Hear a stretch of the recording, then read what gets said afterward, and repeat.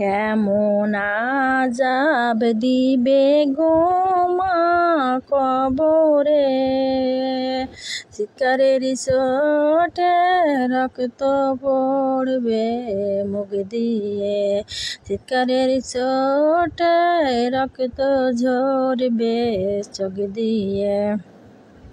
নামাজ রোজা পর্দা মাগো কেউ ছাইড় না, কবরের আযাব আমরা সইতে পারব না, দোজখের আগুন সইতে আমরা পারব না। নামাজ পড়ো কোরআন পড়ো বান্দারে,